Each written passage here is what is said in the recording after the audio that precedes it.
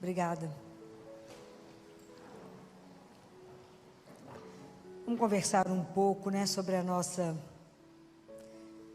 caminhada espiritual, né? Santo Agostinho, ele tem uma comparação, duas que eu vou comentar aqui, que ele coloca, maravilhosa. Ele diz que nós fomos feitos, o projeto de Deus para cada um de nós é algo tão grande, que nós não conseguimos ter dimensão, porque o nosso coração é muito estreito. Então é preciso alargar o nosso coração, para que a gente possa compreender o tamanho daquilo que Deus quer para cada um de nós. Nós não temos consciência do que significa o projeto de Deus para a nossa vida. E numa outra comparação, ele diz que quando Deus quer te dar mel, encher você de mel. O mel é o símbolo da ternura e da bondade de Deus. Então ele quer te encher de mel. Mas dentro de nós tem só vinagre. Azedos que somos, irritados que somos. Então nós precisamos tirar o vinagre, lavar, para tirar o sabor, e permitir que se dilate em nós o nosso coração, que é esse vaso que ele quer encher, para que caiba o mel. Como é que a gente pode fazer isso? Há um caminho que a gente pode viver isso. Porque quando a gente começa a nossa consciência espiritual, a gente procede igual criança. Sabe quando criança dá uma semente de alguma coisa para ela plantar? Então ela corre, planta, faz tudo que a mãe orienta, ou o pai orienta, planta, e no dia seguinte ela levanta e vem correndo para ver se já nasceu, né? Inclusive se já deu fruto, flor. Aí chora quando vê que não aconteceu nada. É a nossa vida espiritual. Nós temos pressa e achamos que na nossa vida espiritual ele é um caminho de mágica. Não é um caminho de mágica.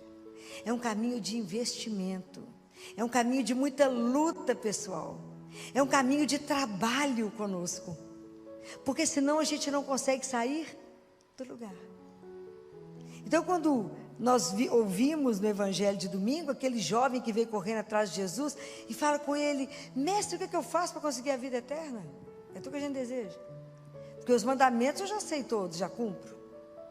Mas imagina, para nós que estamos no caminho, viver os mandamentos é o óbvio, não é? Não é? É igual hoje, quando uma pessoa passa mal do coração, a gente faz só o eletro, não é o óbvio? Só que o eletro acrescenta quase nada. É igual quando uma criança tem uma doença genética, a gente faz o cariótipo, é quase nada. De tantas outras coisas que tem para serem feitas. É a mesma coisa na nossa vida espiritual. Os 10 mandamentos já parece que é uma coisa óbvia, que não só conhecemos, mas a gente cumpre. Não é não? Não é? Então, o que mais, Senhor? Como é que eu posso dilatar meu coração? Como é que eu posso trabalhar tudo isso? E é tão interessante que naquele livro, O Diálogo, Catarina de Siena, lembra? Vocês já leram? Algum de vocês que já leu? Já leu? Folheou? Ninguém leu. Catarina de Siena é a segunda doutora da igreja. A primeira, Teresa de Ávila. A segunda, Catarina. Deus Pai fala com ela assim: Catarina, você precisa me fazer 3 pedidos. É luta que eu vou falar agora. Só podia vir de um pai, né? Só podia vir do pai. Então você me peça, Catarina, um coração que seja inflamado pela caridade.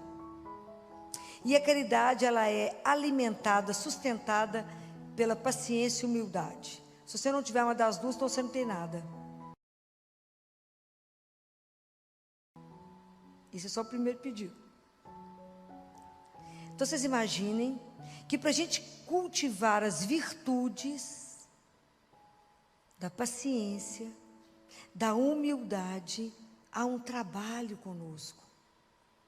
Há um trabalho pessoal do autoconhecimento. Que eu preciso entender como é que eu estou azeda, como é que eu estou irritada, como é que eu estou nervosa, como é que a minha paciência é -1, a tolerância é menos que 0. Então, se eu percebo isso em mim, Se eu percebo isso em mim, eu preciso ir primeiro confessar, para que Deus possa me lavar do vinagre e me encher do mel. Então, se eu percebo que eu estou ficando muito irritada, muito nervosa, muito brava, falo, vamos procurar um padre e confessar. Porque não está normal, tá? Não, semana passada eu falei com vocês. A gente precisa, antes de fazer, a gente precisa ser. E o nosso grande desafio é ser filho de Deus. É o grande desafio. Então, o filho de Deus combina com ser irritado, mal-humorado, nervoso. Mas, imagina, é muita luta pessoal. Porque a gente carrega as questões do pecado original. Então, é igual a criança que já acha que já está tudo pronto o fruto. Não. Tem um trabalho constante em mim que eu preciso fazer. E esse trabalho constante é a oração. A única coisa capaz de dilatar o nosso coração é a oração. Então eu preciso pedir a Ele a graça de me ver. Fala, me ajuda a perceber os meus pecados. Me ajuda, inclusive, a conhecer os pecados ocultos, igual está escrito lá no Salmo 19. Lá no Salmo 19, está escrito assim no versículo 13. Quem pode discernir os próprios erros? Purifica-me das faltas escondidas. Às vezes a gente não tem consciência nem que está errando, nem que está pecando. Então a gente precisa pedir a Ele. Então a oração, ela é uma arma das mais poderosas que nós temos na mão, para falar, Senhor, como é que eu vou adquirir a virtude da paciência, se isso não for uma graça, não for um dom doado? Como que eu vou adquirir? Como é que eu vou adquirir a consciência da humildade? Humildade é a consciência que eu sou um pó, que eu sou criatura e Ele é o Criador. Que tudo que eu não consigo nada se não for a graça de Deus na minha vida. Eu posso entender aonde eu estou do ponto de vista espiritual, mas entender que para me crescer eu preciso da graça de Deus. Nada sem a graça dele. A criança, para entender que a plantinha, para crescer ali, a semente crescer, virar uma árvore, ela precisa de muita coisa. Não tem mágica. Então eu preciso entender que eu preciso ter um querer, que eu preciso ter a consciência, que eu preciso buscar, né? Porque Deus nos criou para nos encher dele. Então Ele coloca em nós um desejo de sempre procurar por Ele. E aonde que Deus nos chama sempre? A rezar. Ele coloca em nós uma saudade dele. E a oração é a forma que a gente tem de falar com Deus. Quando ninguém mais quiser te escutar, quem te escuta? Deus. Então é pela oração. Quando você estiver vivendo uma situação que não tem mais saída do ponto de vista humano, quem te escuta e quem pode resolver? Deus. Quando você estiver numa solidão, se sentindo péssima, sem ninguém mais, quem está com você? Deus. Então nós temos que estreitar esse laço. Nós temos que aprender eu já falei com vocês mais de uma vez do Vantuan, que é o François, né? É o Vantuan, que foi aquele arcebispo de Xangai, que foi preso quando o comunismo chegou em Xangai. E ele ficou preso durante 13 anos. Dos 13 anos, 9 anos foi em confinamento absoluto. E a única coisa que fez ele sobreviver foi a oração. Que ele conversava com Deus o tempo inteiro para não ficar louco. Chegava um momento que ele não conseguia mais rezar, porque as Bíblias foram queimadas, tudo foi queimado, todos os livros de oração. Ele tentava escrever os trechos da Bíblia que ele lembrava. Então ele chegava um momento que ele só falava Ave Maria, Ave Maria, Pai. Ele não conseguia, de tamanho esgotamento. Mas foi a oração que manteve. Ele conseguiu sair, né? Ele foi libertado. Ele se tornou um símbolo de esperança. Trabalhou no Vaticano com Paulo II, Bento XVI, era amigo pessoal deles. E quando ele morreu, Bento XVI iniciou o processo de canonização dele. Então, é preciso entender que a oração, ela vai ser a nossa grande força. Porque é pela oração que eu consigo me ver. Eu consigo me colocar diante de Deus. A palavra de Deus, nós vimos que ela é como uma faca, ela revela. Ela revela aquilo que somos. Quando eu vou rezar, Deus vai me ensinando que eu não posso pedir coisas tipo assim: ô Senhor, aquela pessoa me fez mal, então eu só podia me vingar nela. Não vamos pedir isso nunca. Você nunca vai começar a pedir a Deus coisas supérfluas. Nunca. Você vai começar a pedir o Espírito Santo para que Ele te ajude. Você vai começar a tomar consciência e começar a pedir pelas virtudes. Fala: Senhor, me dá fortaleza. Senhor, me dá temperança. Senhor, me dá paciência. Senhor, me ajuda a perseverar. Porque nós não vamos fazer nenhum caminho espiritual sem perseverar. Não há mágica. Eu tenho que rezar todos os dias. Então eu preciso pedir a Deus a graça da constância. Me ajuda a rezar todos os dias. Me dê o desejo de procurar pelo Senhor todos os dias. A permanecer em Deus, porque está escrito que se aquele que permanece em mim e eu nele, esse dá muito fruto, porque sem mim, nada. Então a gente precisa pedindo essas coisas a Deus. A gente vai pedindo a Ele: me ajuda a me ver, me ajuda a reconhecer os meus erros, me ajuda a acertar o caminho, me ajuda a ver a vaidade, o orgulho, a prepotência. Me ajuda a reconhecer isso em mim. Eu quero ser cheia mesmo do mel de Deus. Então me tira esse azedume do vinagre. Me ajuda. Eu preciso revelar um Deus que é meu Pai. Eu preciso convidar outras pessoas para viver a mesma coisa. Então pedir a Deus que nos inflame nesse coração. Me dê um coração inflamado, meu Pai, pela caridade, nutrido pela humildade e pela paciência. Uns com os outros, ter paciência, que até comigo mesmo no caminho, saber que eu não sou aquilo que eu imaginava, saber que eu não tenho as virtudes como eu gostaria, que eu não desempenho as coisas como eu gostaria, que eu não faço o bem que eu deveria fazer, mas faço o mal que eu não gostaria. Me ajuda a entender a miséria, a fraqueza, mas me dê constância e me dê a graça, porque na medida que eu vou me colocando diante do Senhor, pela oração, meu coração vai sendo transformado, dilatado, até que eu possa compreender todo esse processo. E Deus é tão doce que Ele não pede nada antes que a gente tenha maturidade. Que o segundo pedido, a segunda coisa que Ele sugere a Catarina é: primeiro, esse coração da caridade, né? Inflamado de amor, né? Poder amar a Deus, amar aos outros, né? Ele fala: eu te dou o próximo para que você possa amá-lo, já que você não pode fazer isso por mim, faça pelo seu irmão. Olha que luta. A segunda coisa, ele diz: peça um coração que você submeta, né? Você passe a desejar a minha vontade, a sua vontade se submeta à minha. Nós cantamos que agora é mesmo, que a vontade de Deus é perfeita, é soberana, mas o tanto que isso é difícil. Fala: Senhor, eu só tenho certeza que eu tenho que fazer a sua mesmo? Tem certeza? Quando Ele fala não, então eu falo, já falei isso com vocês que outras vezes, que a gente até é capaz, e muitos de nós já sabemos dar a mão para Deus. Fala: se o Senhor me der a mão, eu não tenho medo. Dar a mão, acho que é a grande maioria que dá conta. Mas será que a gente dá conta de dar a mão para Ele e fechar os olhos? É que é, filão? Fecha os olhos, dá a mão para Ele e deixa Ele te guiar onde Ele quiser.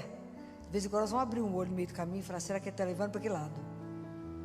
Porque a nossa confiança nele é mais ou menos. Estou falando mentira? Não.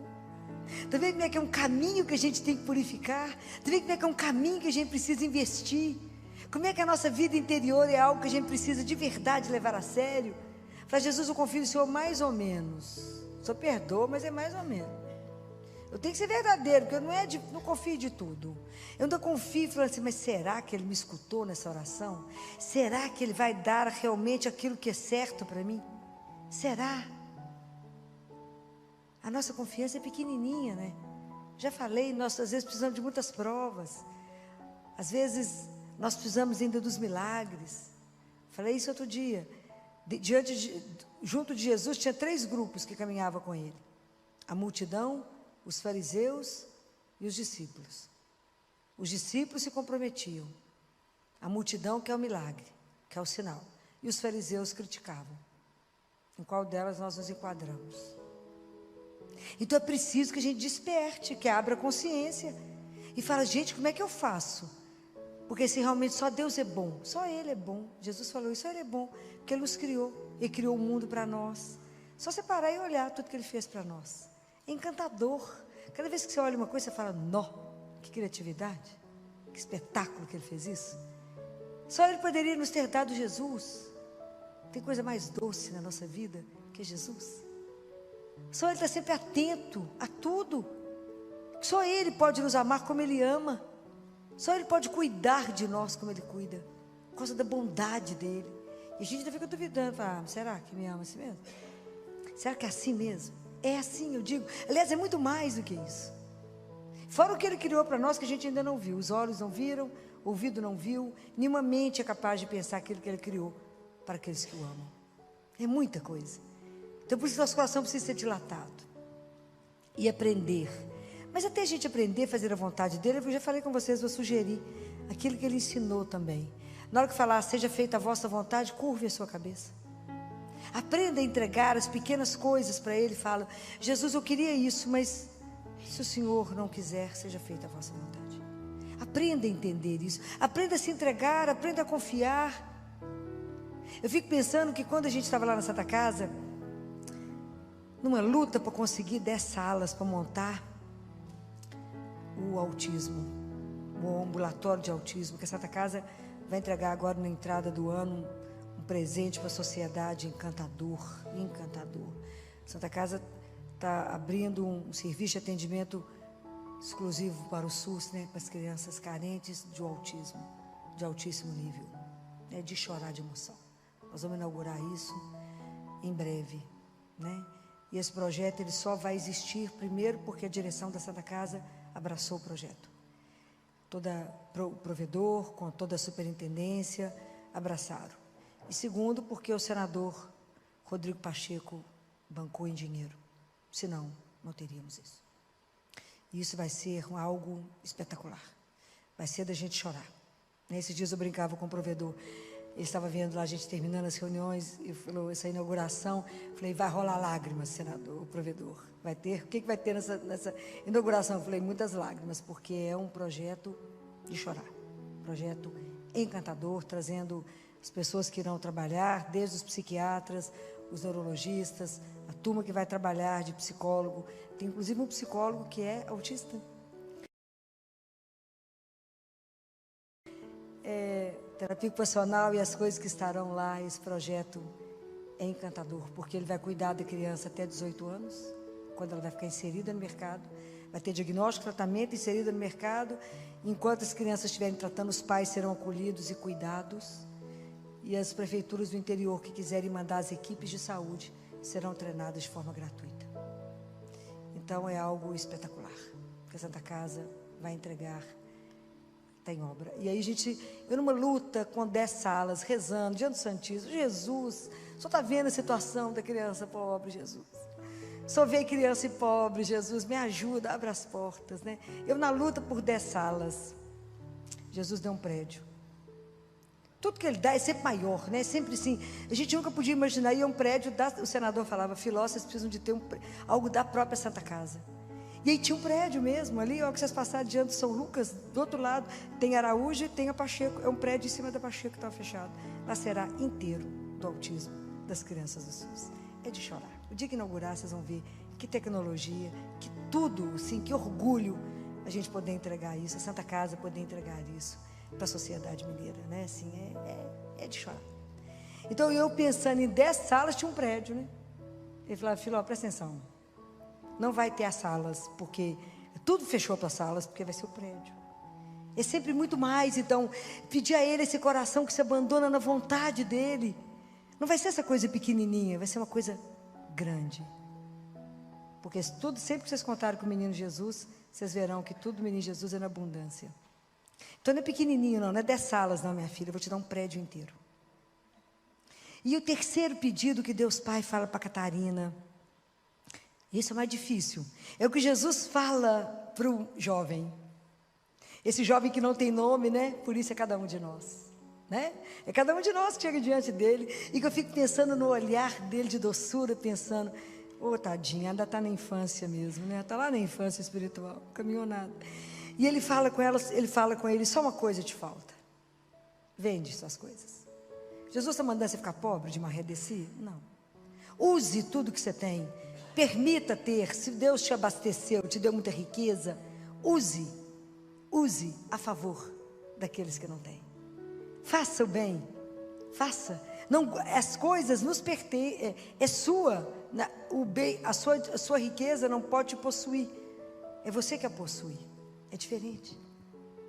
A nossa força, a nossa segurança não está nos bens que temos, mas no grande tesouro que nós temos na vida, que é Jesus. Esse é o grande tesouro. Quem tem Ele tem tudo. E aí ele fala, Deus Pai fala para Catarina: Catarina, peça um coração. Agora segura, essa é dura. Livre de todo apego emocional e material. Que seu único apego seja a mim, Senhor teu Deus. Simples, né? Fácil. Isso que eu falei com vocês. O livro da Catarina, você lê e medita um ano, uma frase, você medita um ano. Porque foi diretamente Deus Pai ensinando. Mas a gente precisa pedir a graça. Fala, Senhor, me dá a graça. Esse desapego não significa não amar ninguém mais não, gente. Claro que a gente continua aqui nas relações de amor, mas saber que Ele é o nosso amor maior, que Ele é o Senhor, ter a consciência que se eu tenho Ele, eu tenho tudo, que Ele é o nosso tesouro, que quando faltar tudo na nossa vida, e às vezes a gente tem um problema financeiro, e perder financeiramente, perder a saúde, perder a beleza, estiver numa cama, quem fica com você? Deus, e somente Ele, porque Ele nunca vai nos abandonar, porque o amor que Ele tem por nós é algo impressionante.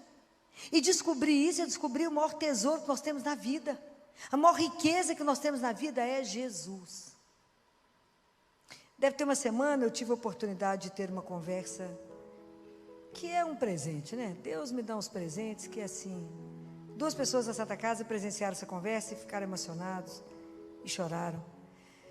Porque era uma freira que queria conversar comigo, que não era de Minas Gerais, do estado do Espírito Santo, 53 anos, em fase terminal de câncer. E ela, vocês tinham que ver a carinha, fui conversar com ela, liguei para ela de vídeo, para conhecê-la, porque a médica que cuida dela me achou. Ela então está com diagnóstico terminal, está internada, ela sempre foi missionária, então ela, como diz ela comigo, doutora, ela é muito calminha, eu sempre vivi da providência, então tudo que eu ganhei eu guardei. Então, doutora, como eu estou, eles falaram que eu só tenho de 1 semana a 30 dias, mas eu falei com eles que 30 dias é muito tempo, doutora. Quantos de nós vão falar isso? Reza, Filó, para me ficar mais tempo. É muito tempo, doutor, que eu já estou pronta. Então eu comecei a entregar minhas coisas. Imagina que ela tinha uma correntinha para um tercinho para o outro, né? Comecei a distribuir minhas coisas, doutor, porque eu não preciso de nada. Mas eu falei assim com Jesus: Jesus, eu sei que eu devo ter um dinheirinho guardado, que deve ser assim uma gotinha, porque eu nunca usei nada, Jesus. Mas, Jesus, eu quero que o senhor ache a doutora Filó para mim, lá no Espírito Santo, porque o dinheiro que eu tenho é para os meninos dela, só tem que achá-la para mim. Achou ou não achou? Achou. Não é espetacular? Eu acho espetacular essas coisas. E aí nós duas conversando sobre morte. Você imagina que espetáculo foi essa conversa? O povo chorava. Sobre a ida, né? Sobre a ida. Está quase indo. Ela já viu Jesus no quarto 2 vezes, já confessou com ele. Ela é muito interessante. Ô doutor, eu acordei hoje, estava tudo tão branquinho. Falei, fui. Aí encostei em mim, ainda tinha corpo. Falei, ainda estou aqui. É igual a gente, igualzinho, certamente igual, né? E aí ela falou, doutora, eu juntei, mas é uma gotinha só. Mas essa gotinha é para os meninos da senhora. R$ 83.500. Falei com ela, essa gotinha vai virar uma gotona. Porque é na bênção de Deus. Falei com ela, nós vamos reformar o CT infantil. CTI primeiro, o CTI dos recém-nascidos. E tanto que eu mandei para você a conta só dos recém-nascidos.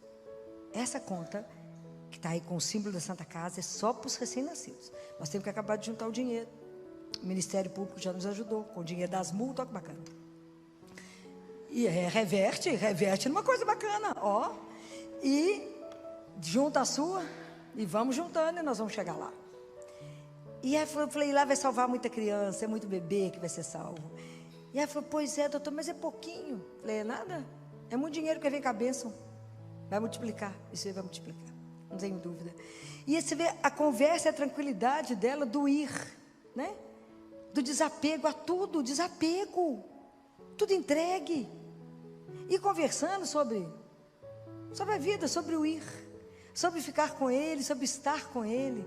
Alegria de poder voltar para casa, alegria de saber que alguém te espera. Ó,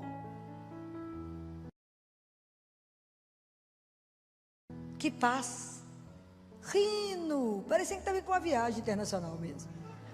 Tranquila, o povo apavorado, o povo lá que presenciou a conversa chorando. E ela naquela tranquilidade, pois é, doutor, vamos ver se não demora um mês, que é muito.